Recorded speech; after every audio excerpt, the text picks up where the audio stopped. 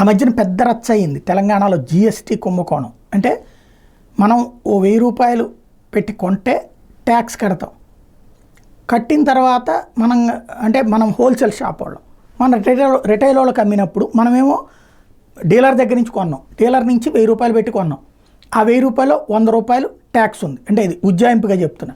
అదే సందర్భంలో మనం రిటైలర్కి అమ్మాం, మనం 80 రూపాయలు ట్యాక్స్ రిటైలర్ నుంచి వసూలు చేసాం, ఈ 20 రూపాయలు మనకి పైనుంచి రావాలి.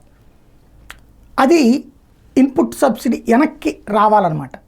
వీటిని విపరీతంగా డబ్బులు చెల్లింపులైనవి. తీరా చూస్తే అసలు వ్యాపారమే చెయ్యని వాడు కూడా బిల్లులు పెట్టాడు, వచ్చేసినాయి. ఎలా సాధ్యమయ్యింది అంటే కమర్షియల్ ట్యాక్సెస్ సాఫ్ట్వేర్లో మార్పులు చేయించారు చీఫ్ సెక్రటరీ సోమేష్ కుమార్. దానివల్లనే ఇదంతా జరిగిందని తాజాగా తేలింది. ఇన్పుట్ ట్యాక్స్ క్రెడిట్ చెల్లింపులో 1000 కోట్ల అవకతవకలు జరిగినట్టు గుర్తించారు అధికారులు. 75 కంపెనీలు అవకతవకలకు పాల్పడినట్టు గుర్తించారు. ఈ లబ్ధి పొందిన కంపెనీల జాబితాలో రాష్ట్ర బెవరేజెస్ కార్పొరేషన్ కూడా ఉంది.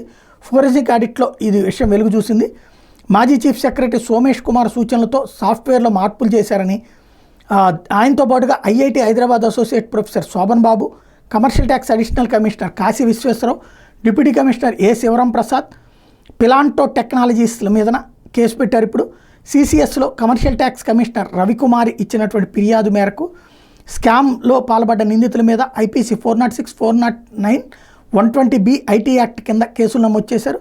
మాజీ చీఫ్ సెక్రటరీ సోమేష్ కుమార్ మీద కూడా కేసు నమోదు చేశారు సిసిఎస్ పోలీసులు.